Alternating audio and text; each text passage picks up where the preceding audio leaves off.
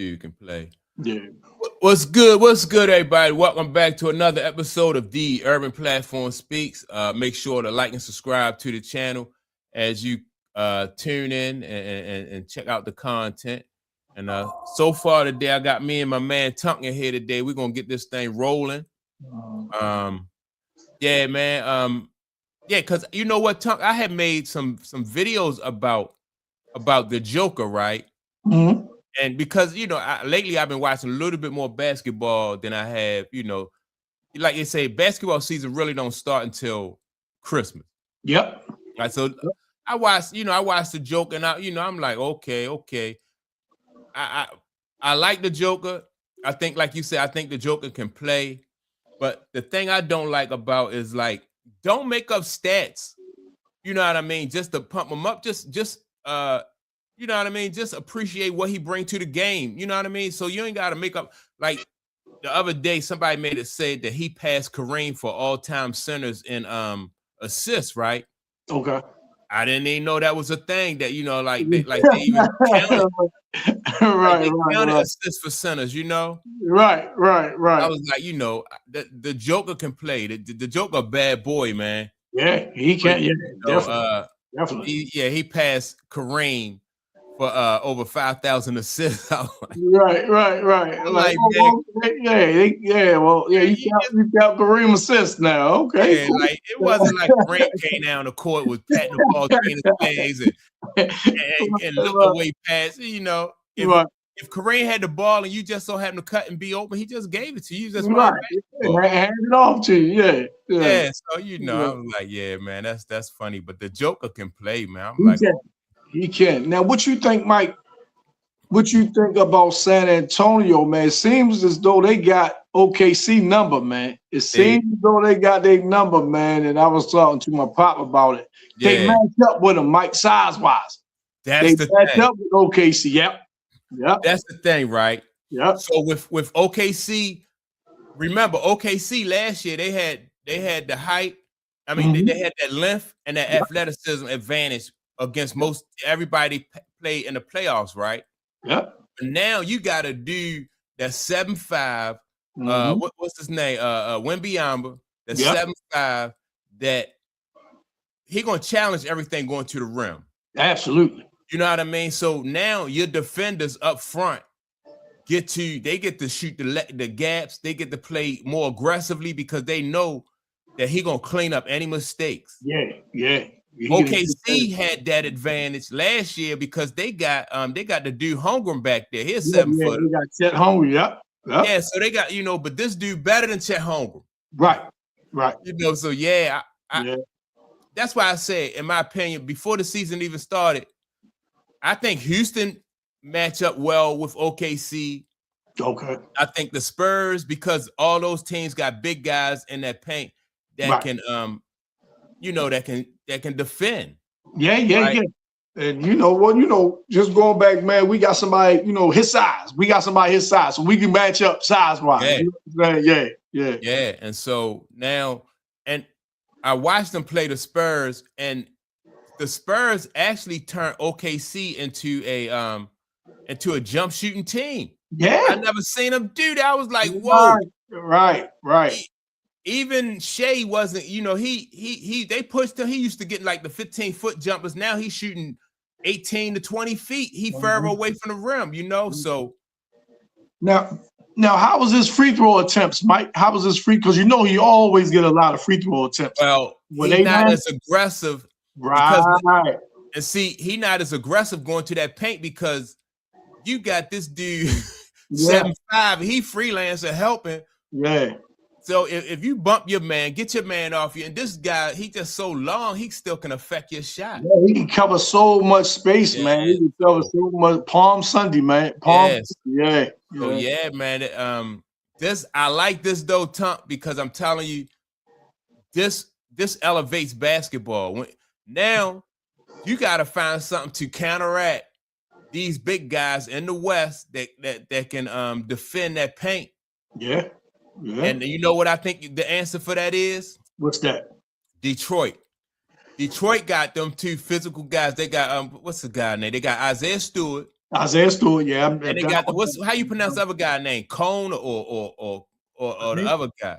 I ain't familiar. Yeah, he Okay. remind me of Kevin Willis, Tom. Really? Yeah, Okay. yeah.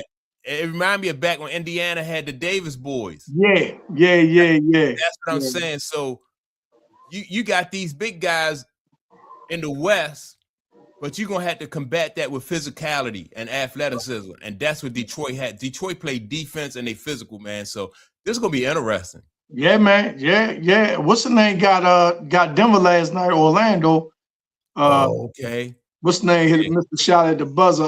What's the guard for Denver? Murray. Yeah, Murray. He missed the shot at the buzzer to end the game. Yeah. And man. Orlando beat him. Orlando was at home. They beat him down there. Yeah. Oh, okay. Now I haven't really had a chance to check out Orlando. What you think of Orlando, though? I like the boy Banchero. I don't know. You know what I'm saying? If he's hurt or he's been playing or whatever. But I like Banchero. I like him, man. I like him a lot. Yeah. Banchero. Yeah, I gotta check them out. But so far, I like Detroit in the East because they play defense, and they got that guy Cade Cunningham. Yeah. Who is Cade Cunningham, a grown man, Jack. He just giving them work. Yeah. I didn't know. I was looking at the standings a couple days ago. I didn't know Indiana was down like at the bottom of the conference in the Eastern Conference. I didn't know that. I didn't know they were going that bad this year. Yeah. That just go to show how good that dude Halliburton, right? But how valuable he is, you know. Yeah. I'm hoping he come back, you know, at 100%, man, because when you could do, like, when you can score and make people around you better like that, and that's what Halliburton do. That's it. He can score and he make everybody around him better, just like Shea do at OKC. Yeah. You know, just like the Joker do. The Joker. Good morning, Retro. How you doing? Just like the Joker. Just like the Joker do with in Denver. Right. See, the Joker make people better, and you got to give the Joker credit for that. Absolutely. You know, he make people better. Well, he make his teammates better. Yeah. So, yeah, man, it's gonna be interesting. Now they can ready to start playing some real basketball. Right. Yeah. But let me ask you about this situation with Austin Reeves, right? Okay. Man, my Christmas was great. How was your Christmas, Retro? Yeah, it was nice. Hope you had a good one too. Bless. No doubt. Yeah, no doubt. What Austin Reeves, I think they say he's gonna be out for like the next 4 weeks with I think they say a calf strain or something wrong with his calf. Okay. Some people think that Austin Reeves is holding out. He want to get traded because he don't feel like that you know he fit in over there in LA. What you think about? Do you know anything about that? What you think about it? I don't know anything about that, but I've been hearing like since LeBron came back, the offense had been disrupted a little bit since he's come back. And Austin Reeves, you know, saying that he want to get traded, you know what I mean, or it might be hinting that he want to get traded. That might just be like a leverage play, maybe, because he's more valuable, I think, to the Lakers than he would be anywhere else. You know what I'm saying? I think he's more valuable to the Lakers. So, you know, but it's up to JJ Redick, man. It's up to him to make the necessary adjustments, man, when it comes to the lineups and stuff, whereas though they're not, you know what I'm saying, that affected by LeBron being in there. You the coach, man. You the one got to say, well, look, this is what we're going to do and this is how we're going to do it, because they was having success when LeBron was out. Right. You can't let LeBron come in there and disrupt that success, you know, the team success. You can't mess that chemistry. And see, if JJ Redick don't coach LeBron the way he need to, this going to affect his career too in the long run. Yeah, it will. You know, you gotta like you said, the Lakers was doing good. You had Austin Reeves probably was averaging almost 30 points a game, if not 30. Yep. And then you had Luka was doing his thing. Yeah, you know, he gonna do his, Yeah, so look, I would have had to sit LeBron down and be like, look, man, you know, if you gotta come off the bench, or you gotta play different while you're in the game. You gotta play different, man. You know what I'm saying? I would play him like in short spurts. Yeah. If you can only give me 2 or 3 strong minutes, then that's all you play during a full quarter. And that's what's the name though, Mike? Because those two, Luka and Austin Reeves, when healthy, they're my 2 primary ball handlers. Mm-hmm. That's my 2-man game. Them 2 guys. You know what I mean? LeBron, you got to play off of them guys. Yeah, you know You got to play off of them guys. And if ego don't get in the way, I think LeBron can do it. If ego don't get in the way, you know what I mean?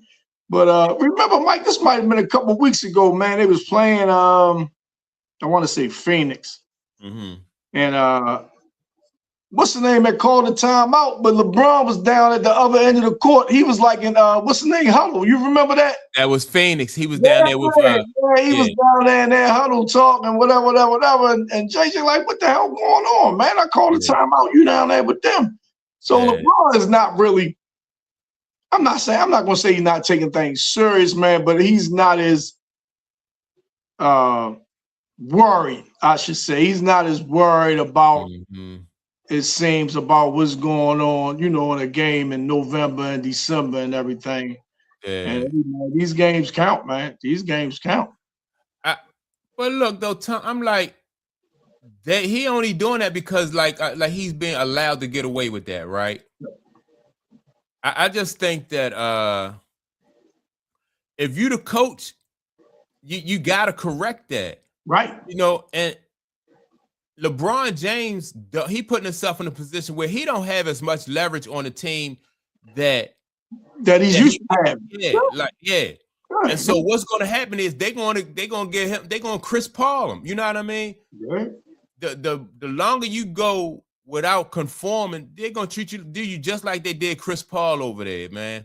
And even if it ain't to that extent, it'll be a difference. You know what I'm saying? It'll be different. You know what I'm saying? Even if it's not to the extent of Chris Paul, but they just sending you home and things like that. Because Chris Paul wasn't productive at all. You know what I'm saying? So yeah. Man, we're not really missing nothing with him not being here.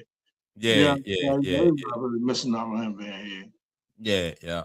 But Jim, Merry Christmas, Jim. Merry Christmas, fellas. Happy holidays to you, Paul. Good to see you, brother. It's good seeing you too, Tunk. My man.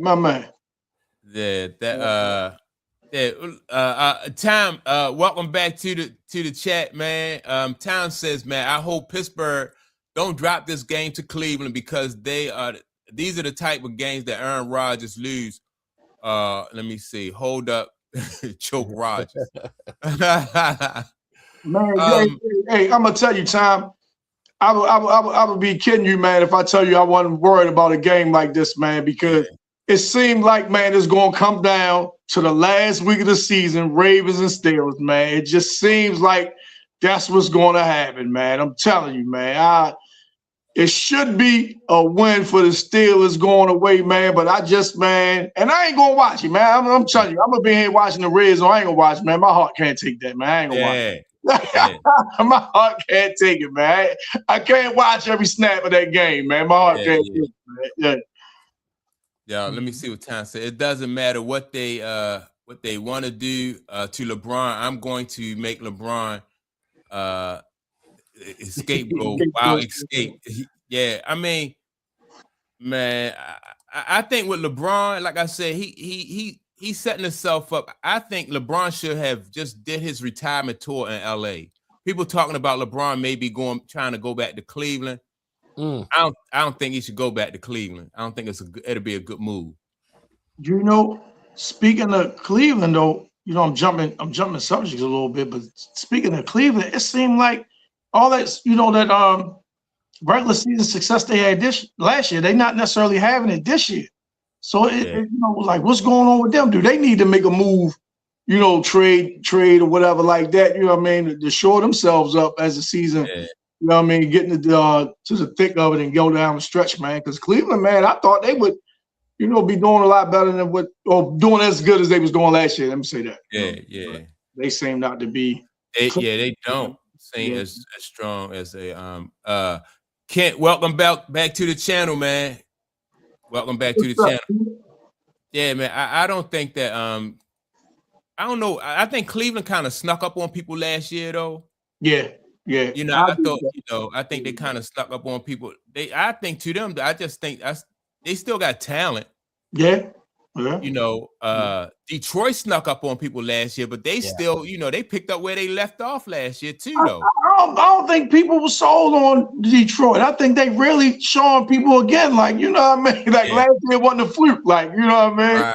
Yeah, I think people still wasn't sold on them, you know? Yeah. But somebody Tom said something for Jim. Jim, what Tom say? Jim up north, how old do Denver Broncos? How old do that Denver Broncos pick look at the beginning of the season?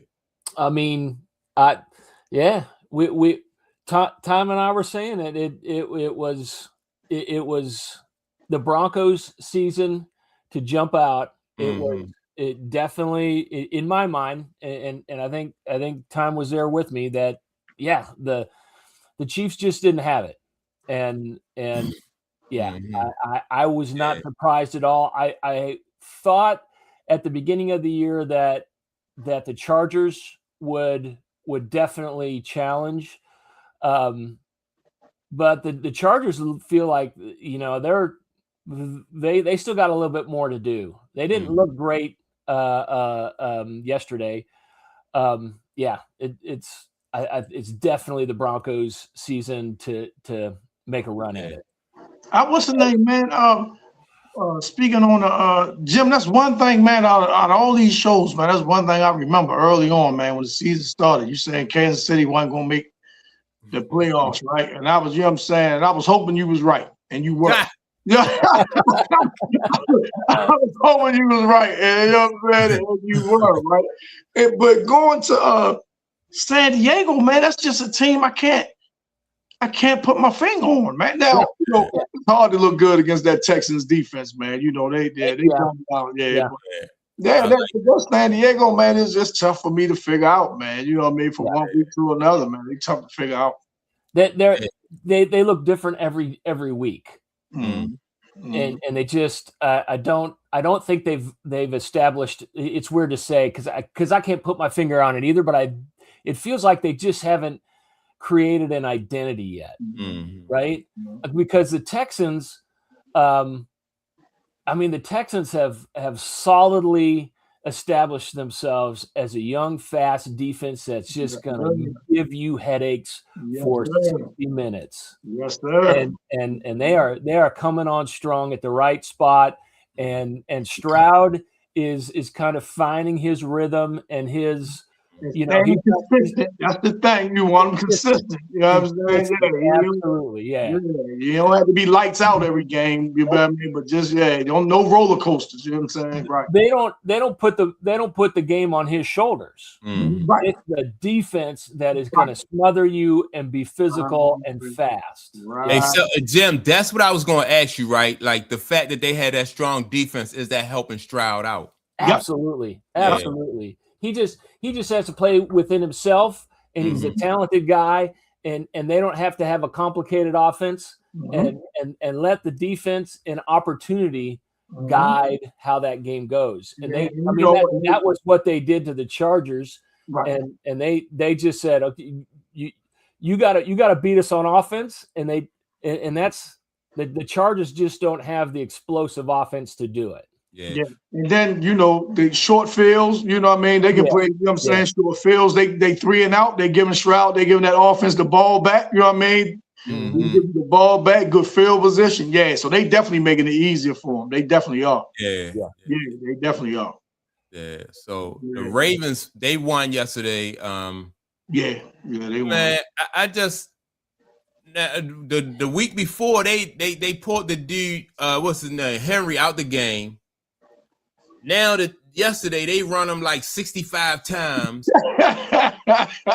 Why, man? Like that's and me and you talked earlier before we came on, man. It just make it look like these games are and even Kenyon, what's the guy? Kenyon Martin said look like they rigged, man. Yeah, man. You know, how can you go from not giving him hardly any touch after the game he was having last week? After the game he was having, you know, I know he fumbled, but he had 2 touchdowns over 100 yards. Yeah. And then this week you give him the most carries he ever had in the game. Come on, man. It can't be that big of a disparity from one week to the next. man. Yeah, it can't. Yeah, there's something going on, man. I was like, man, I I don't care if the Ravens win or whatever, but the Ravens do need Shador to show out today against Pittsburgh. Yeah. They need Shador to show out. I It don't know. does.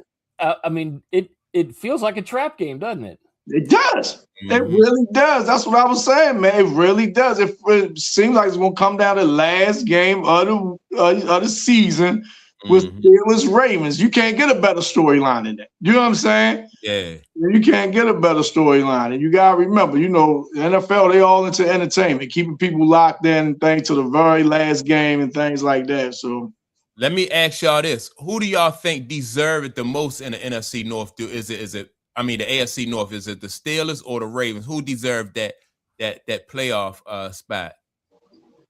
Well, based on their season that they had.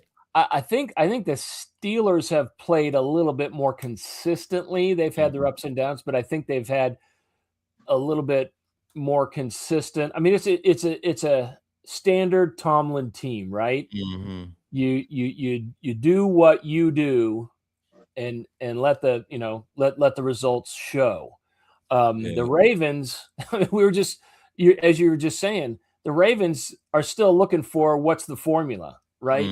They still haven't figured out what their formula this year is, and I think the record shows because of it. It shouldn't even be this close, man. This division should have been the Ravens and the runaway, to be honest. And I'm a Steelers fan, you all know. This should have been the Ravens division and a runaway, man. And on paper for sure. Exactly. That's what I mean. Yeah. But like Jim just said, the last few weeks late, Steelers have won 3 straight, things like that. So they've been more consistent the last month of the season, things like that. Both teams can go back and look at some games that got away that, you know what I mean, they shouldn't have you know what I'm saying? I think I feel more confident with the Steelers going into the playoffs than the Ravens, man. They've just been too inconsistent, and now they starting to bring up the fact, they talk about Lamar Jackson he didn't go to OTOs and he missed that kind of stuff early in the season. They said, on top of the fact that he can't really stay healthy and he don't perform well in the playoffs, so it's a little rift. Do y'all think he want out? Do y'all think he wants out of Baltimore? Now I don't know if he won out, but this the thing is, like, the problem is him. You know what I mean? Like, if you can, like, and Clayton always said, like, he can't throw outside the numbers. So if you limit it in what you can do, instead of getting better over these 8 years or 7 years that he's been in the league, making his deficiencies like his strengths, then we talking differently about Lamar, but I mean, he is what he is he'll be the same wherever he go, basically, and he don't have his legs. And see, that's why I say, like, sometimes athleticism is a curse. Yep. If you run a 4.3 and you jumping out the gym and stuff like that, you don't think you got to get better. Yeah. You don't have to learn the game. You think you can just go ahead and outrun everybody. But at 7 years in the league and that dude Myles Garrett and all those dudes pounding you slow it. They catching you now. Yeah. And they know the game. And I always say that, but you just said, Mike, like, well, why is he hasn't gotten better throwing outside the numbers, and got like, well, he a 2-time MVP, so that's almost like the excuse, like he don't have to, because he a 2-time MVP without being able to do that. You know what I'm saying? But that's the excuse not to. But I don't know if he wants out either, Mike. I don't, but I think he wants change as far as the head coach. You think he do? I do. I think he wants catch. I think him and Harbaugh are at a crossroads, man. And I know, what I mean, which he did. He saved Harbaugh's job when they drafted him. Yeah. Harbaugh was on his way out, right? So, and I think it's more so Lamar wants to change. Definitely did Harbaugh. He don't want to lose his job or anything. I'm not saying that. Yeah. He did breathe new life in Harbaugh's career. Right. right? let me read. Let me read this statement by Time. Time say Brady doesn't lose games like this Aaron Rodgers choke. You know what I mean? But yeah, No, that's true. Tom, listen, man. Hey, listen. I'm a Steelers fan, but I don't put Aaron Rodgers up there with Tom Brady at all, man. I don't do that at all. So yeah. But he also say neither team, the Ravens or the Steelers, don't deserve to be in the playoffs. Out of that division, though, I mean, I'd rather have the Steelers. I don't want to see Cincinnati in there. You know what I mean? Giving up 40 points and shit, or. I think, the points kind of irrelevant though, because it's in my mind, it's going to be the Broncos or the Patriots, maybe the Jaguars or Bills, but I think it's either going to be the Broncos or the Patriots in the AFC Championship. Now listen, I was listening to I think it was Fox Radio, and they were saying Denver against everybody in the AFC, like all the teams that potentially make the playoffs or have been.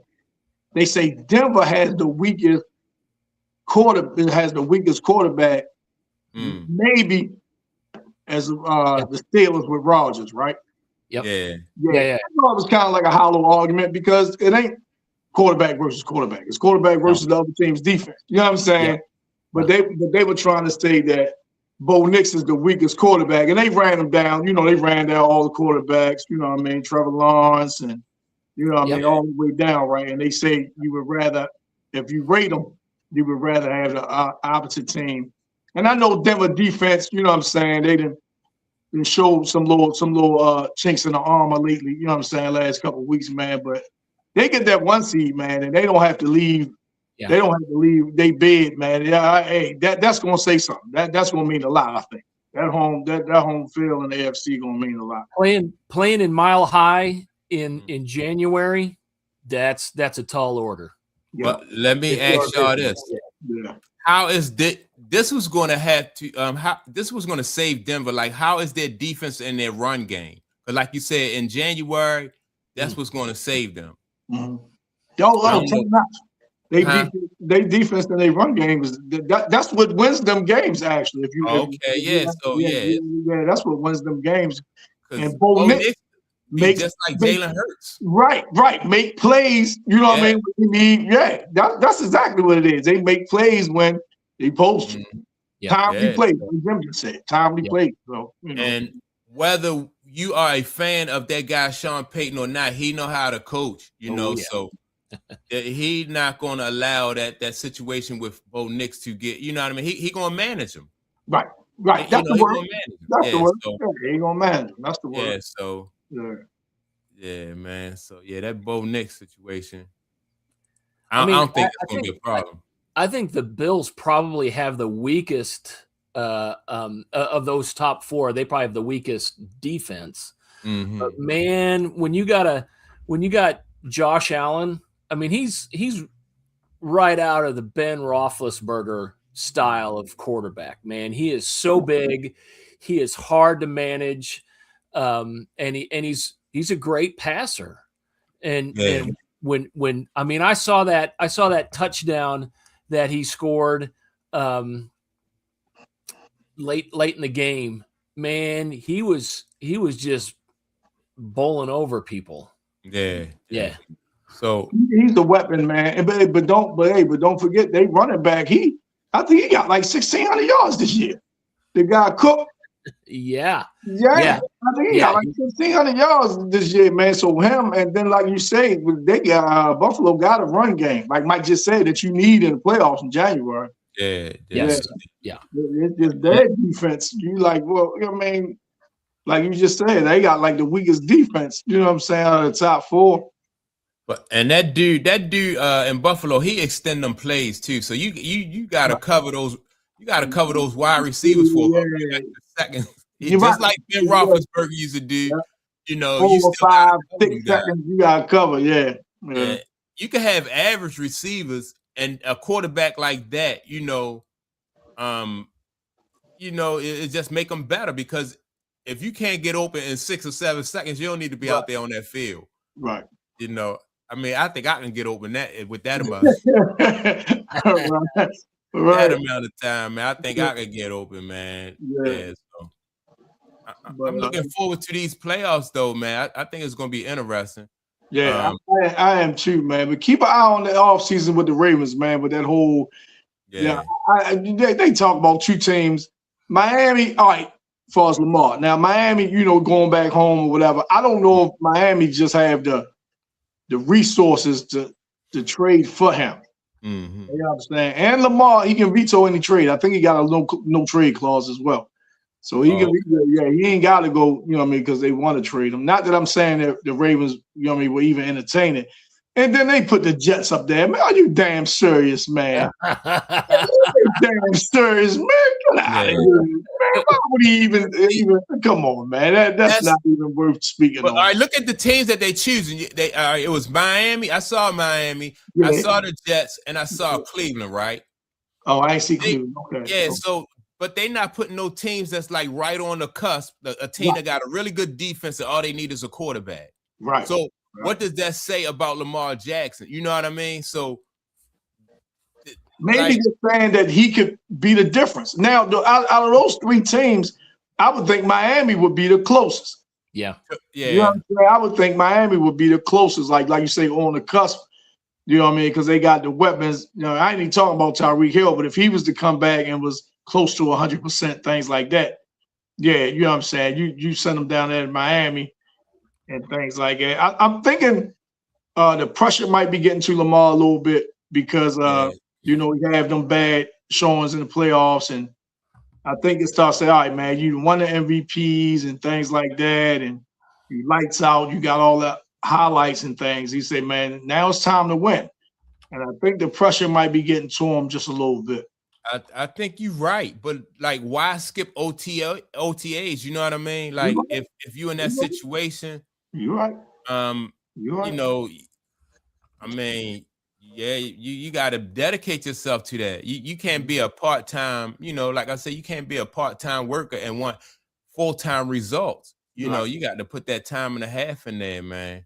Right. So, and why do they receivers? I know you want to move on, Mike, real quick. No, I'm good. Why are they receivers now? Zay Flowers, I like him, but why was he in the mode of a Hollywood? Who they had before? It's like seemed like they draft little scat back type guys, man, and Zay be having turnovers in the most inopportune times, man, where he fumbled and stuff. Even going back to that AFC Championship game against Kansas City a couple years ago when they came to Baltimore and beat him. He was crossing the goal line and fumbled, you know what I'm saying, before he crossed the goal line. And then the last game before this one, the Green Bay game, and he fumbled. I'm like, man, you're not the biggest guy, and you already operating in the middle of the field, man. You got to be more protective of that ball, man. Trying to knock it loose, but. And he got to know that when he catch the ball in the middle of that field, like people coming from all different directions, and he trying to make moves. He separates the ball from his body. Yeah, man. Them guys, it's not. I can see it happening once, and then you say, all right, I got to protect the ball. But that just happened. It happens a lot. Said, every time he tried to make a move. Right. How long has he been in the league though? Because he's. I think this is third year. I think this is third. That's all. Yes, he's been in long. Yeah, okay. I thought he was older than that. Yeah. I might be wrong, but I know it's not no more than 4. You know what I mean? I think it might be his 4th season at the most, but I'm not 100% sure though. Around that. Oh, you're right. He's only 25. Yeah. Yeah, he's a young cat. He's a young cat. But I don't know why because they drafted a small guy out of Colorado too. I don't know. I forgot his name, but he played with Shedeur Sanders, the wide receiver, the Ravens. Okay. He has a little small wide receiver out of Colorado. Why they get them little guys like that? I don't know, man. I don't know. I don't know. But well, what do y'all think about Kansas City, man? We never really discussed Kansas. Do y'all think like their dynasty is over with, or they just gonna retool and come back? Go ahead, Jim. I'll let you go. Go ahead, Jim. No, I just gonna say there's a lot of confusion right now, right? Sure, they had a down year. A lot of it can be in my mind, can be attributed to their Achilles heel, which they've had for at least 2 or 3 seasons, which is the offensive line, right? They no consistency, and not enough talent with the tackles. So they definitely have some retooling to do, but we're in a weird situation here in the Kansas City area because Kelsey's probably, this is going to be his last season, right? So one of the big names you're losing at that pivotal spot. You don't know what's going to happen with the knee with Mahomes. Chris Jones definitely. I mean, he signed the big contract, and then as happens with a big contract, the year after you just don't look the same, right? I mean, there's just a lot of weirdness going on with that team that at least I'm seeing in the news. And then you layer on top of that the surprise right before Christmas announcement that, hey, we're moving across the state line to the Kansas side. So now you got all these people upset in Missouri because now Missouri has 0 NFL teams. And so, yeah, it's just weird. It's weird. And they definitely are at a crossroads in the next 5 years because they moved to Kansas starting in 2031. And in that time, what happens to Mahomes? Is Andy Reid going to be around? Because he's 67 right now. Yeah. I think there's a lot of potential for this thing to go south. And you make some excellent points, Jim. You make some excellent points, and they want to make the comparison to Brady when Brady, went down with his knee, that particular season. But they say when that happened, Belichick was only like 50 something, 55, 54, or something like that. So you knew he was going to be there. The point Jim just made, you knew he was going to be there at the Brady rehab and got himself back to 100%. I think, man. I don't think the front office had done such a good job getting Mahomes weapons, man. There was a lot of plug and play, if you ask me, right? It was a lot of plug and play, but the receivers that they brought in that they lost Tyreek Hill. They really didn't bring in a number one after Tyreek left. I think the closest they've come is Rashee, but obviously he had off the field troubles. This year they just struggled to get. He's had moments of looking like that number one, but he hasn't established it yet. Right, and then we'll see if Xavier Worthy. I know they were high on him. We'll see if Xavier Worthy can do anything, but I hear all these pundits, all these experts. Oh, there's no doubt Mahomes is going to come back and win. I don't know how you could be so sure of that. And another thing, I think they should encourage Mahomes to take the whole year off next year to rehab, man. First of all, man, he's not a guy. I mean, you look at him, he's not a guy who look like he's really into fitness and things like that. He's got a dad bod. Yeah, you're right. That's right. Yeah. Dad bod right now. You know what I'm saying? So he really don't look like so. They talk about, oh man, Nick Wright was on there and said, oh man, I have no doubt he's gonna be under center for the first game. But why would you want him under center for the first game of the next year? Let him take time and heal up properly, man. You know what I'm saying?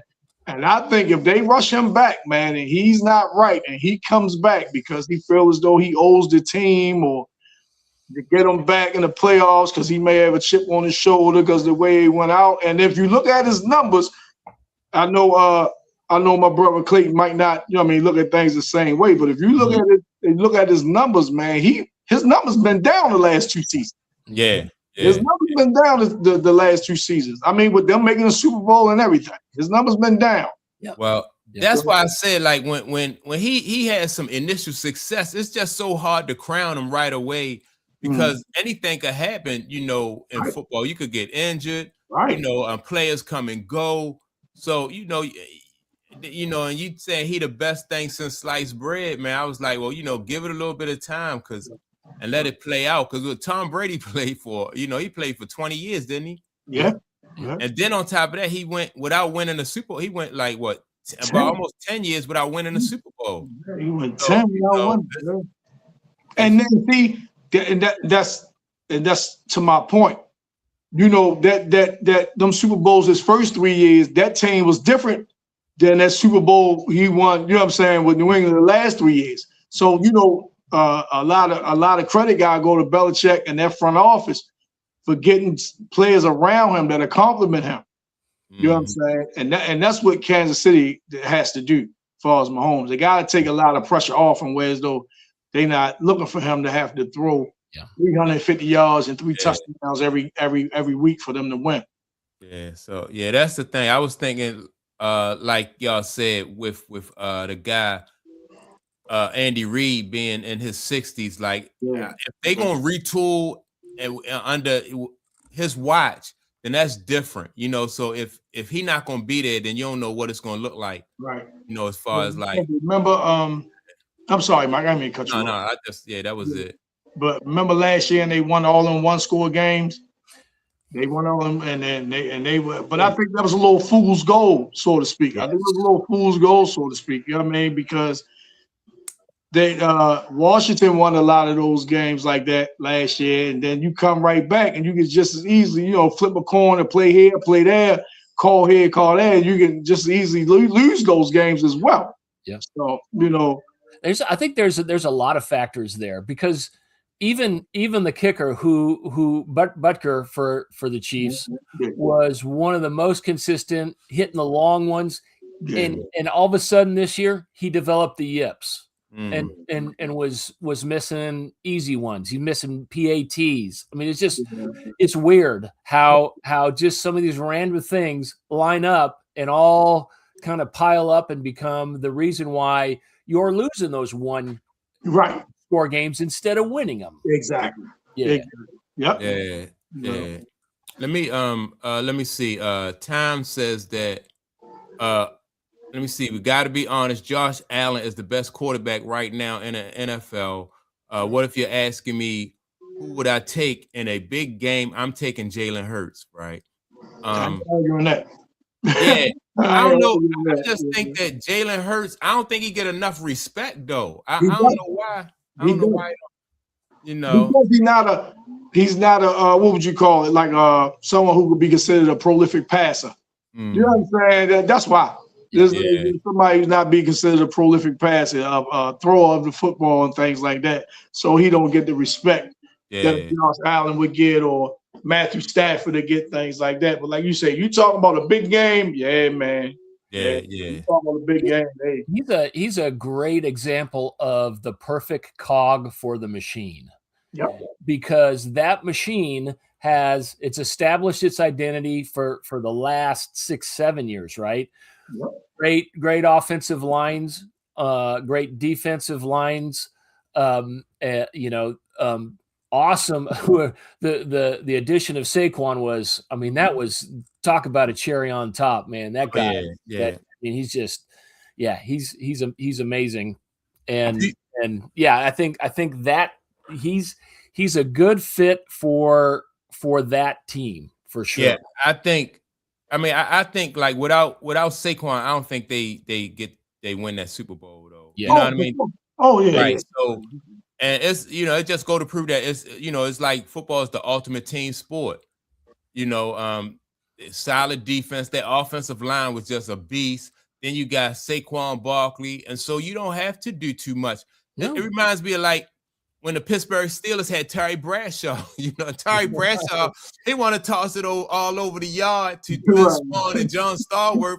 Right. You got Franco Harris and Rocky Blyer back there. Like, no, you hand that ball off. You know what I mean? So, now, let me ask y'all this, right? Going back to Saquon, right? Why do you think he hasn't had the same type of success? I ain't expecting him to rush for 2,000 yards again. I wasn't expecting nothing like that. But why do you think, he hasn't had the same success this year as opposed to last year? Number one, I think they loading up. They want to be like, all right, we're going to take the run away and we're going to see what Jalen Hurts can do.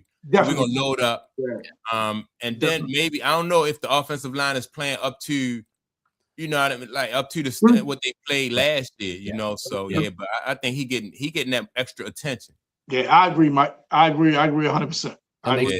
That makes sense. Yep. Yeah, so they loading up. Kent had made a statement, man, earlier. Kent wanted to say something about Caitlin Clark, right? And I have noticed though that lately I've been seeing like a lot of Caitlin Clark like commercials and stuff like that. And so I don't know, like her new shoe hit or something. I know she advertising for like State Farm and stuff like that. But it just seemed to me like the Caitlin Clark campaign is like picking up steam. You know what I mean? Like she is just having like the WNBA and the advertisers is really they really leaning into her, the effect that she have as far as like marketing and stuff like that, which I don't think is a bad idea. I don't think it is. Yeah, man, because if you know, if she the face of the league and that's who people are demanding to see, then it really only makes sense to put her out front. That's right. And that's so good business campaigns though. I haven't seen campaigns like this since Michael Jordan. Like, remember when Michael Jordan first hit the league and he was really popular and they had them campaigns with him and Spike Lee and Gatorade and stuff like this. Almost remind me of that type of It's got to be the shoes. Yeah, this almost remind me of that type of campaign is what they have Caitlin Clark on right now. I was like, and you know, it's a good look though. Yeah. Yeah, once you get that machine behind you, it's good. Not only for Caitlin, it's gonna be good for the league too. And they gotta, you got casual fans that know who she is. You know what I'm saying? Yeah. Let me see what my man Kent say. He said, "Urban, and you have to see Paige logo looks like a trash can." I haven't seen Paige logo though, but I think they just. I think the WNBA, man, they're gonna go all in with these, with this, you know, as far as like advertising and marketing these young ladies, man. So, do you think that help as far as the CBA? Do you think that helps the players? All that, or you know what I mean? Because I don't know where they stand there. You know, you guys follow that a lot closer than I do. So, are they making progress? You know what I'm saying? As far as the CBA, are they making some headway? Last I heard, they had extended that, you know, like the negotiation. I think in the long run, I don't know if they're gonna get the contract that they want right now. I think they'll get a better contract. Right. But the more and more they can continue to put these young ladies out there, Caitlin Clark, Paige, and people, you know, that just gives the players more leverage. You know, so when the next time when they go to the table. You know, so they might not get everything this time, but when they go to the next time they go to the table, you know, they have more leverage. Tom agreed. Yeah. Tom say teams are loading the box to stop Saquon. They are making Jalen Hurts, you know, So they're making Jalen Hurts throw the ball, right? And Philly should have seen that coming. You know what I mean? And should have been, you know, should have been ready for that. I just think, what y'all think? Do y'all think that the guy AJ Brown kind of messed up the chemistry and stuff like early in the season? I mean, that was. Those you got to know, and he should know because he's a veteran. You say those things behind closed doors. That's right. Right. That's right. I mean, he's not wrong in what he's saying. Right. Right. But you don't do it through the media. Exactly. Right. You have every right to feel that way, but you don't say it out front like that. You're right. Because, and it's not like, I don't understand how he didn't realize, like, it's not like that Philly is not going to need him at some point in the season. Right. So, you know what I mean? Stay ready, and you don't have to get ready, you know. But he seemed like the type of guy, I'm not saying this is who he is, but he seemed like the type of guy, as long as I get my numbers, I'm good whether we win or lose. You know, he comes across like that. I'm not saying that's who he is, but it comes. You know what? I got that impression too. When they lost, I forgot who they lost to. He had a good game. Yep. You ain't hear nothing out of him. He signing autographs and kissing babies. I remember, Mike. I remember.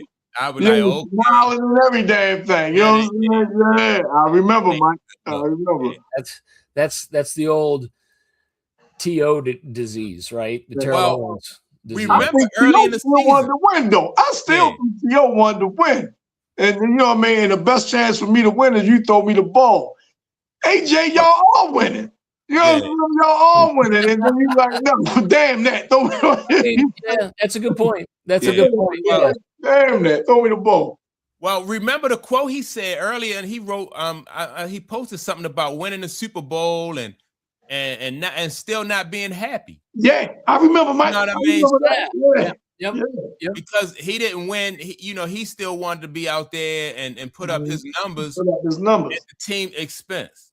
And I remember, Mike. Remember, I asked you just a few shows ago, and I said, "Man, should Philly consider trading him?" And Mike, it was so funny because you gave me a look like you gave me a look.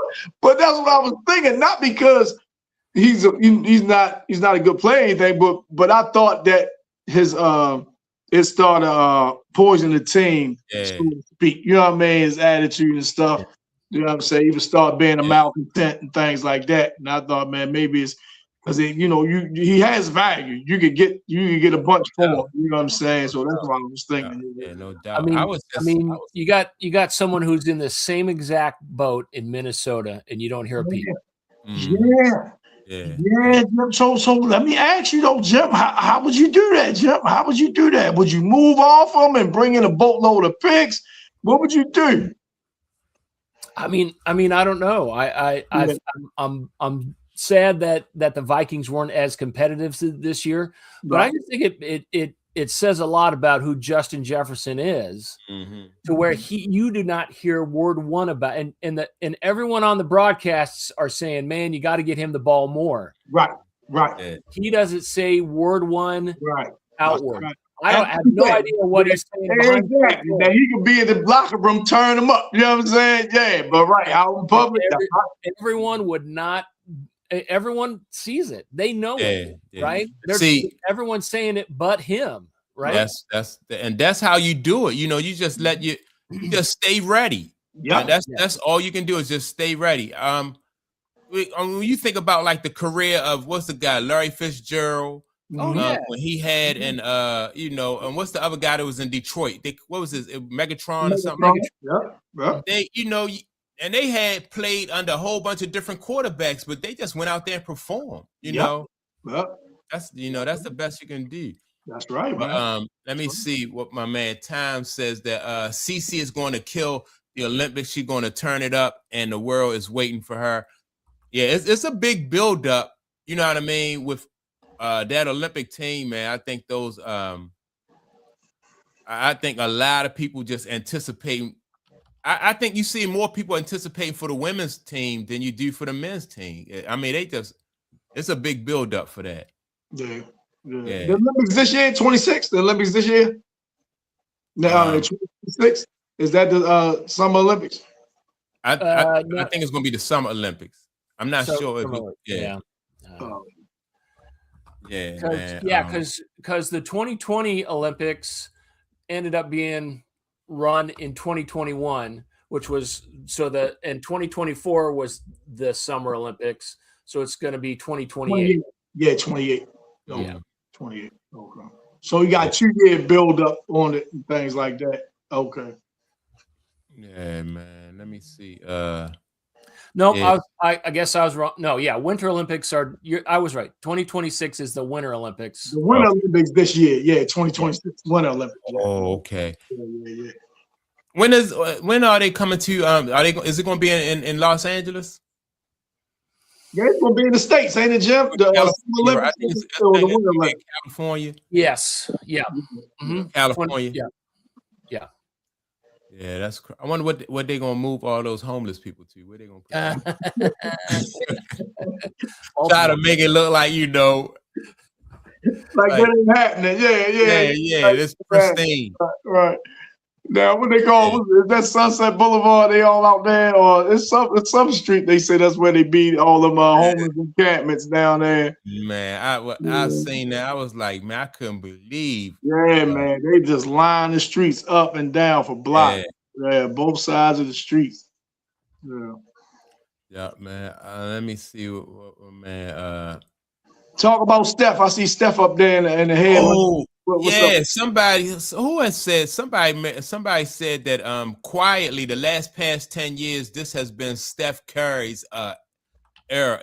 This is his era in basketball, right? And so, what do y'all think about that? When you think about Steph Curry got 4 rings, all with the same city.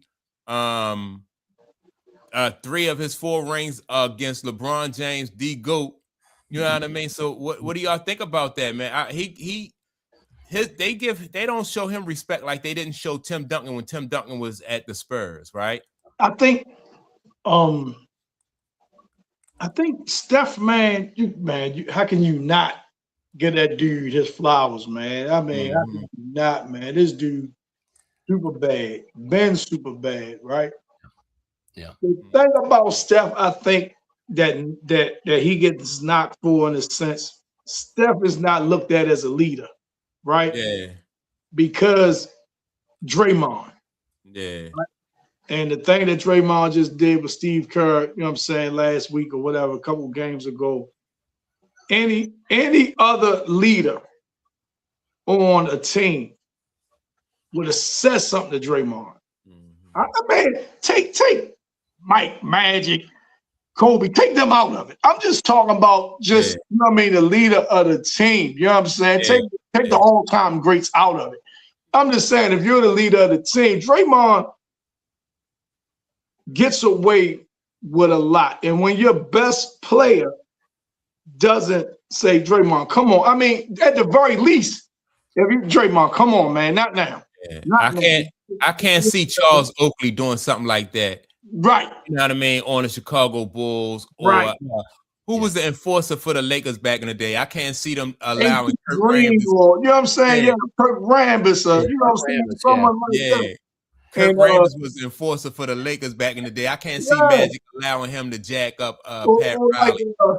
Or like a Rick Mahorn in the Detroit days and things like that. You know what I mean? Larry Bird. You know, them guys were held accountable. And I think those guys respected the leaders of that team, whereas though I don't think Steph gets it. And I think that goes over to a lot how people look at Steph. You know what I'm saying? I got you. Yeah. But as far as him being a player, come on, man. Lights out. Ain't nothing bad you can say about Steph. You can't, man. I think he did it the right way. I think definitely he's done it the old school way, which I appreciate. Right. I mean, he comes to play every night. And he's like you say, he's been with one organization and been committed to that organization. And but does he suffer from, at least from a comparison perspective, that he's perceived as a little more one-dimensional than a guy like Kobe or I think he's looked at that way. You know what I mean? Unfortunate or not, I think, you know what I'm saying? I think he's looked at that way. Yeah. I think, but as a little man, he did something that, you know what I mean, like, it's hard to do. Like Isaiah Thomas, you know, won 2 championships. Then Allen Iverson tried to win a championship. You know what I mean? As a guy. But I think that leadership thing, like you say, Tom, I think that hurt his image, man, because and Draymond, man, he not. I was talking to my pop about this too, man. He's not worth it anymore, man. And I know he can't. They probably can't even move off Draymond even if they wanted to, man. They gave him all that money and stuff, man. You know what I mean? I don't even think they can move off him even if they wanted to, man. But you know, Steve Kerr's to blame in that as well. Steve Kerr, man, it's like there's no accountability. Is you know what I'm saying, for whatever Draymond does, he excuses it. You know what I mean? Even that he left the bench or whatever, he started the next game.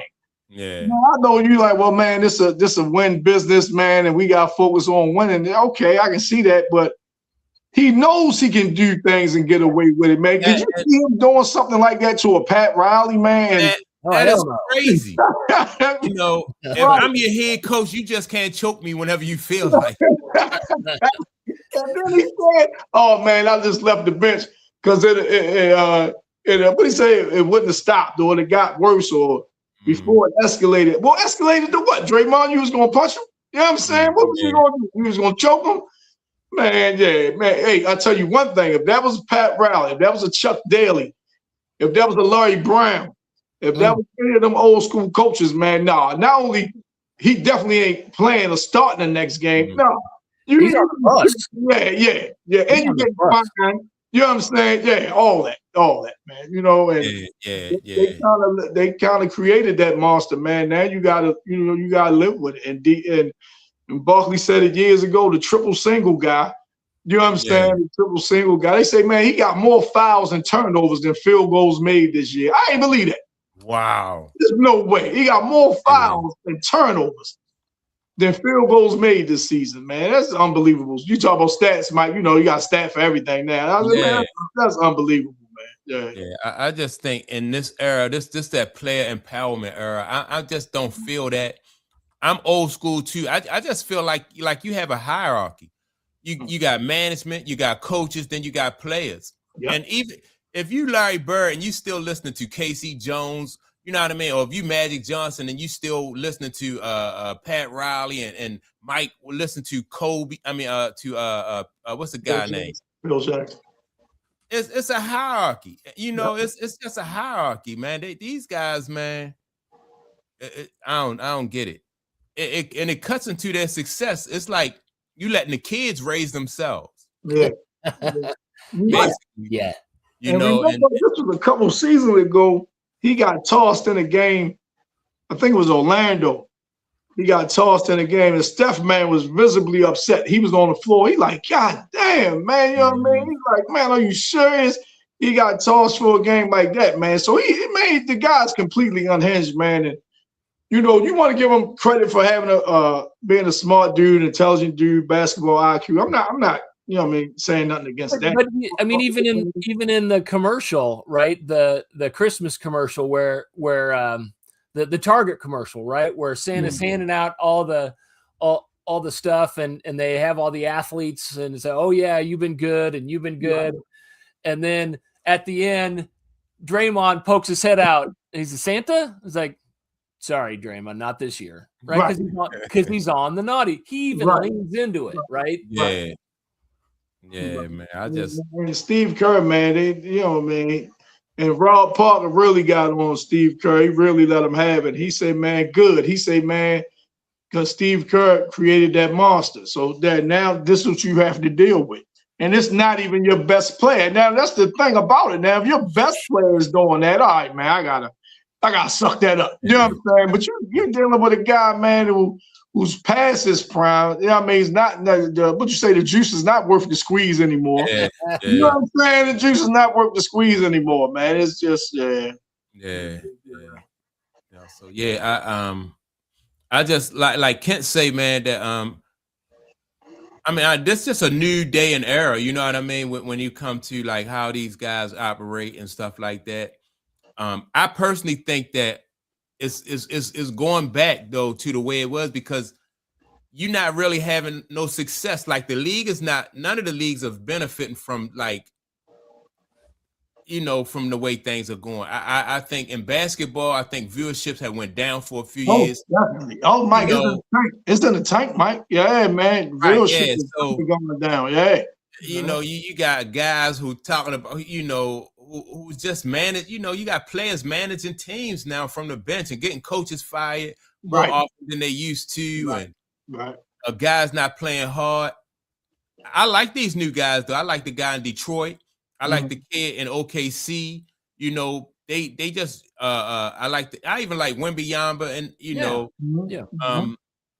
the basketball is elevating their level of play, and I think it's going to be good for the sport. You know, but look at guys like us. You know what I'm saying? Who fans of the game, who grew up watching it and always, you know what I mean, see an NBA. We ain't never seen an NBA game we ain't like.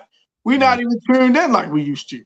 Nah. You know what I mean? We're not even tuned in like we used to. And they lost a lot of fans like that because of how the game is played and how the game is called or not called. You know what I'm saying?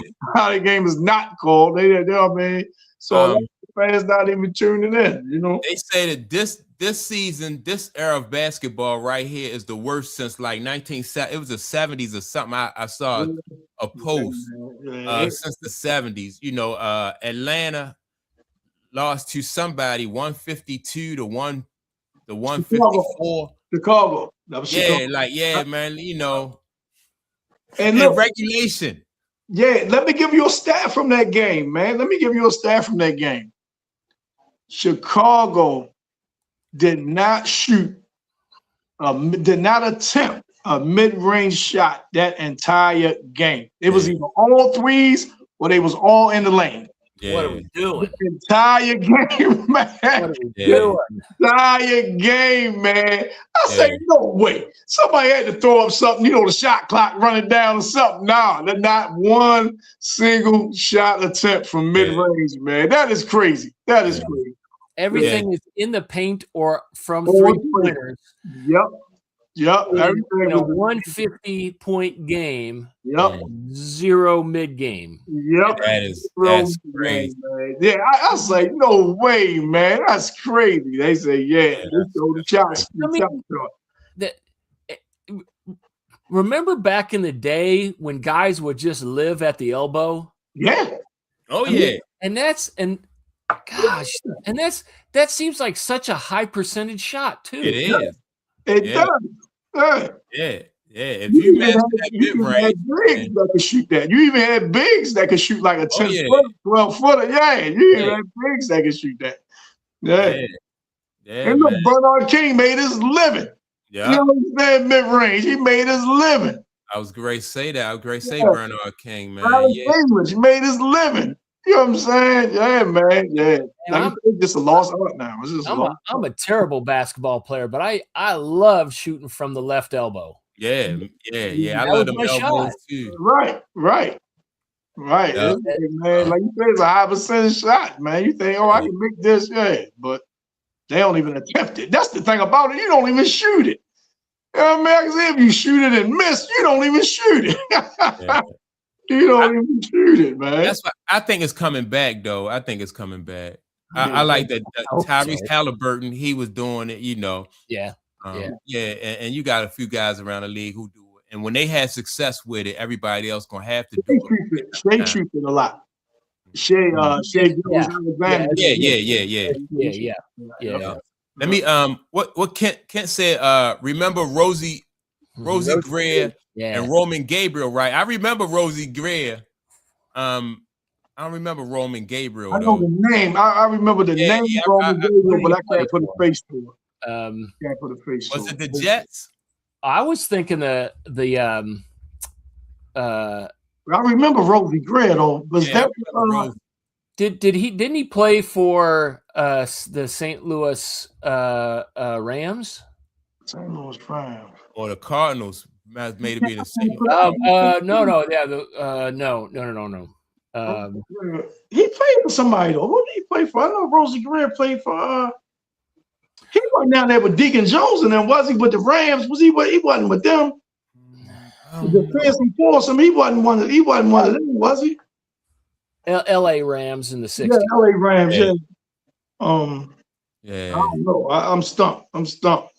I know the names though. I know the names. I can't put a. I remember Rosie Greer though. Yeah. Let me see what he say. Yes, Rosie, iconic. Moved on to be a TV star. Yeah. I remember him. Okay, so he played for the LA Rams in the 60s. Yep, that was Deacon in them. Yeah, man. I don't know. Football too, I think is they saying that like poor quarterback play from players around the league has affected the decline of football. But all right, so let me ask y'all this, because they say that like certain quarterbacks, say for instance, they say like black quarterbacks like Lamar Jackson, athletic quarterbacks, and when they're in college, those college coaches don't require those athletic quarterbacks to learn the game from a cerebral point, right? They just allow them to rely on their athleticism. And so when they get to the league everybody else, everybody is an athlete just like you. And that's what we talked about earlier, Tom. Everybody's an athlete like you. And then on top of that, not only are they athletes, these guys are intelligent and know the game. So you don't have an advantage no more. Right. And I thought that Coach JB, who was the guy? Coach JB made a good point about that. And Jason Whitlock, that, you know, at the earlier age, they should teach these kids not just to rely on their athleticism. And I thought that was a good point. I mean, I can kind of see that theory, and it makes sense to me. But I also know that the NFL is such a different game than all other levels. I mean, it is so complicated, so fluid. It's a learning curve for anybody. It is. Even if you study the game, it's still a hard game, especially from probably like a quarterback perspective. Exactly. It's a hard game to comprehend. You know, there is no preparing for the speed of that game. That's it. Now, that's it in a nutshell. It's so much faster. It's so much faster, man. Yeah. You got to process stuff so much faster, man, and make decisions so much faster, man. But I mean, going back to go ahead, Jim. I'm sorry. No, I was just going to pile onto that comment that even in D1, quarterbacks are going to run into a Aaron Darnold type of defensive end once a season. Yeah. And now you're going up against these guys every week. That is crazy. Yeah, because you know what I mean, they take the best of the best and put them in that league. Yep. And so you got to know what you're doing when you're out there. You just can't rely on your physical. Like, remember Vince Young, what he did at Texas, man, and you know, and then you had what's the other quarterback? Cam at Auburn, you know. And like them say, you see, you know, you see a great defender probably once a year. Yeah. And that's why what I was going to say to that point, that's why coaching is so important, but everywhere, even them college coaches at Auburn, at a Texas, it's still like, we got to win. We got to win. So I'm going to let him do his thing if that's going to help us win. And they're not really too concerned with coaching him. Teaching, that's it, Mike. That's the word. They're not really concerned with teaching him, coaching him out of his bad habits, teaching him how to read defenses, teaching him how to go through his progressions, things like that. They're saying, go out there. If this is what you do best, go ahead and let the wins rack up. You know what I'm saying? And then you get to the NFL. Now, like you say, you're behind the curve in a sense. And if you still don't have a coach because he's worried about his job, so I'm gonna let you go in there and, you know what I mean, do whatever you can do to help us win, like a Harbaugh and Lamar. You know what I'm saying? I'm gonna let you go in there, and if this will help us win, and all right, so be it. Go in there and do your thing. And now you are 6, 7, 8 years in, and you're like, man, you can't throw outside the numbers. Yeah, that's crazy. You know what I'm saying? You're a quarterback in the NFL, but if you were never coached to do it, and you never put much stock in it because you were so effective doing other things, you know. Well, let me ask you this then. So whose fault is it? Is it Harbaugh's fault? I mean, number one, is it too late when a player gets to, if you're a quarterback and you get to the NFL and you don't know how to do that, is it too late for you? And then once you get there, whose fault is it? Is it Harbaugh's fault or is it Lamar's fault? No, I think the player got to take. I think the player got to take the bulk of the accountability on that. I think the player got to. You know, you had that dude Peyton Manning, man, Tom Brady. Them dudes stay at the practice with the receivers. They out there running the complete route tree. You know what I'm saying? 2 hours at the practice over. You know what I'm saying? Yeah. So it's you can do that. You know what I mean? No one said there ain't nobody kicking Lamar out of the facility. You can do that after practice over. Get your guys together, man. Let's run the route tree. Let's do that. You can do that. You know what I'm saying? So yeah, I think that's on the players. And guys like Brady and Mahomes, it's a 12-month-a-year job. Yeah, that's the thing. They'll take a week off after the season, right? And then nope, it's get ready for next year. It's study. I mean, Mahomes goes down to Texas and over the winter and spring workouts, he's bringing in wide receivers from all over the country. He works out with pros. He works out with guys entering the draft. Yep. He's down there throwing. On his dime, too. He bring them all in, put them up, feed them, all that. Yeah, on his dime. Yeah, you right next. Jim, that's a good segue because I'm gonna say this. I think my man done up in Arizona. I think he done. Kyler Murray, right? Oh yeah. I think he done, right? But they signed him to all that money with a stipulation in the contract that he had to watch more film. Remember that? If you have a quarterback and you invest in this type of money, why does it even have to be a stipulation in a contract that he watch more film? If he's not, don't give him that money. Don't give him that bag, you know? And I don't understand how they thought. I never thought Kyler Murray was the answer at quarterback. I never thought that. I thought he was talented and things like that. But I never looked at him as like, oh, okay, yeah, this the guy that's going to be a franchise piece. But them guys get paid like it. And Arizona paid him that money, man, and knowing that this guy didn't watch film, man, knowing, you know what I'm saying, he was already at a disadvantage because of size. You know what I'm saying? He wasn't a big guy. And you still gave him that money, man. So that's what I'm saying. Like, some of these coaches enable that. You know what I mean? Like, I'd be like, and you got to put it in a guy contract that he practiced. Well, at least they tried. You know what I mean? Maybe they should have at least, you know what I mean? At least they tried to tell him, all right, man, you need to dedicate to. A lot of players don't want to make that, especially for quarterback. They don't want to make that sacrifice, though, Jim and Tom, to be, you know, that's a 12-month year. You think you only going to play 17 games, right? And have some success against a guy who playing Tom Brady and them guys and Patrick Mahomes, they playing all year round. Yep. Yeah. You can't do it. You can't compete with them guys. And then when you get in the playoffs, it shows. What's the name said when Manny used to run Harrison and Reggie Wayne, they used to run the route tree, and that I think that what was that tight end? Was it Dallas Clark? And they would run a route tree and say each of them ran a route tree and say it's 20 routes. Each one had to run 20 different routes, right? If one of them dropped it, or if one of them ran a wrong route, everybody start over. Everybody start over. Yeah, man. That is just so.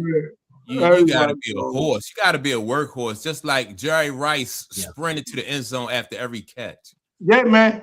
That's, you know. Yep. It's just different, man. It's different. You got to be a different. I think they talking about. They had a list of the NIL players in college football that was getting the most. Manny was getting the most down in Texas. The quarterback at Ohio State, I don't know if he was number 2, but he was like top 3 or 4. He was up there as well.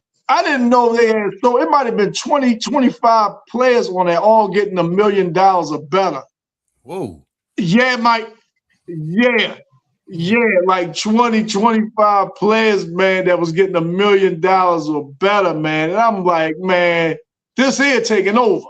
That's why guys saying they not playing in a bowl game because they not going to risk injury for when they go to the pros and things like that. So them end of the year bowl games going to start looking different now. Yeah, it's a whole different thing, man. It's a whole different animal. That NIL, man, it changed a lot of things, man. Yeah. Let me see. My man Kent said 2 of the best coaches ever was Tom Landry and John Madden. I was always a Tom Landry fan, man. Hell yeah. I was always a Tom Landry fan. Man, but he implemented everything we see today with offenses. Tom Landry implemented all that shit. The motion offense, putting the man in motion. You know what I'm saying? Shotgun. Wasn't he the shotgun? Shotgun, man. Tom Landry invented all that stuff, man. That's crazy. Tom Landry is like the James Brown of football. Everybody just taking pieces of what Tom Landry brought to the game. You know what I mean? And just even the 49ers, when they had Walsh in them, they stole some West Coast offense. Like from Tom Landry. I thought it was sad the way Tom Landry. I was mad when they fired Tom Landry, man, from the Cowboys. The way they did it, man. Yeah, man. I was like, man, I understood, but just the way they did it. You know what I'm saying? The way that Jerry Jones came in there like that, man. I think he deserved more respect than that. You know what I'm saying? I think, for a while he ain't come back. I don't know if he ever came back to Texas Stadium after that. I don't know. After they fired, I don't know if he ever came back. I just thought he deserved better, man. You know what I'm saying? And I know Dallas was down at the time when Jerry Jones bought him, things like that. Man, I won a bet with a guy years ago, man, because I told him that Michael Irvin played for Tom Landry. He was like, no, I said, yeah, he did. His first year was under Landry. Yeah. I didn't know that. I thought that Jimmy bought him in.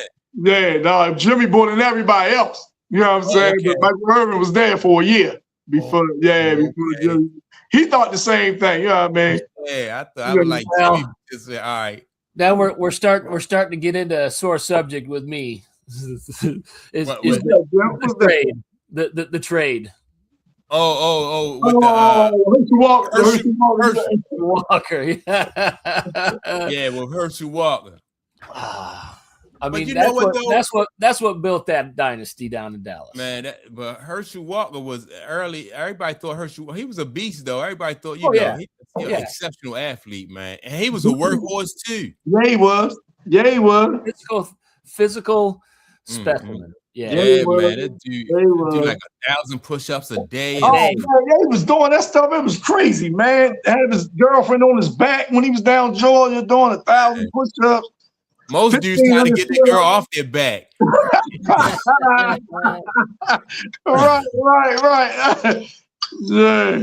Yeah, man. He did that for years, man.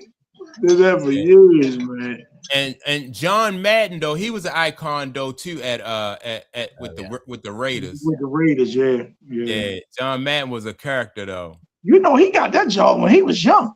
Yes, he got a coaching job when he was young, man. Al Davis gave him that job when he was a young man. I think there's a Netflix series coming out about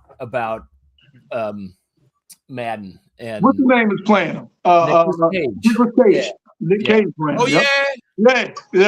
So it is. Yeah, I ain't know what platform it was on, but I saw it though, Jim. I saw it. Yeah. I'm gonna watch that for sure. Hey, Kent, I definitely agree with you, Kent. Kemp said Tom Landry for his time was slick, and that was his signature. That dab, but he stayed buttoned up and kept that hat on. Yeah. Wasn't no sweatsuits and sneakers on the sideline when he was, suit and tie. Yeah, suit and tie, and they kept that hat on. That's where what's the name got it from? Mike Dicker. Who? Mike Dicker. Remember Mike Dicker? Because he played for Dallas. So Mike Dicker, when he became a head coach, Mike Dicker would be over there with a jacket on, shirt and tie, with the sweater vest and stuff like that. Yeah.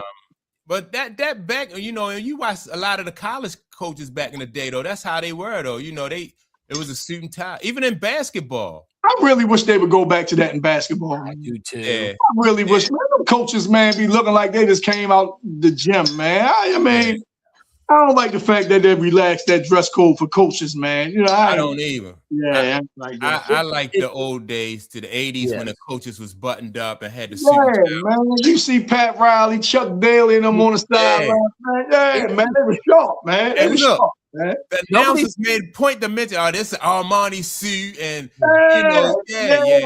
Hugo Boss and all that. Yeah, that's what they had endorsements with.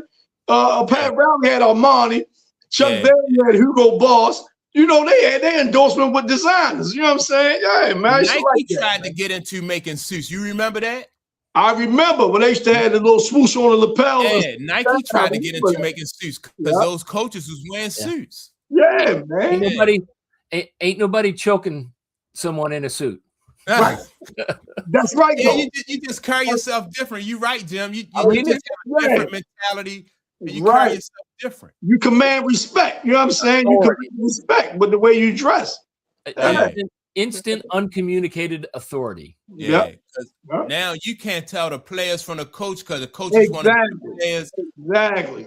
And if you dress like somebody, you know, like you don't have like if you're in the military, you don't have the same amount of stripes as a private. Right. You know what I mean? You got, you know, you have more authority, so you should have something different, man. This, you know, set you apart, but it's not like that, man. Yeah, but Tom Landry was that dude. He was, man. He was. He dude. didn't used to wear a headset or nothing, did he? He ain't wear a headset or nothing. Yeah. Tom used to delegate. Tom used to delegate. Yeah, man. Yeah. Yeah, Tom Landry used to delegate. Remember how they used to come up? I remember I first saw it, man, for the first time. I was young, man. I was like, man, they can't do that. They would come up to the line, go down to the 3-point stand, and then stand up and then go back down. You said, man, I'm like, what's that, man? Hey, man, as a kid, I was in awe, right? I'm like, that's crazy. Everybody would get up at the center. The center would stay down. But both guards and both tackles would stand up and then go back down. I was like, yeah, that shit slipped. Yeah, that was cool. That was cool. Yeah, that was that was tough. But he was innovative, man. He was innovative. Yeah, man. I mean, I just about covered everything. If y'all got anything else before we get out of here, I want to thank. Let me see. I want to thank Kent for his contribution to the show today. Time's contribution. Retro, she was in here for a little bit. Appreciate your contribution. Absolutely. Yeah, man. Yeah. I always say I ain't gonna hold y'all up for too long. Then I look at the time and we done been on here for an hour and a half. Yeah, it's all good, boy. Hey, that's good time though. That's good time. No doubt, good time. Oh yeah. Yeah, man. But y'all know as I appreciate y'all. Happy. We definitely won't have another show before the before the New Year. So that's right. Don't chime off yet. When Mike go off, I want to ask you a question. Sure. Okay. Yeah. So all right. So I'm going to sign out. So with that being said, man, I want everybody to make sure to like, subscribe to the channel, and don't forget to leave a comment.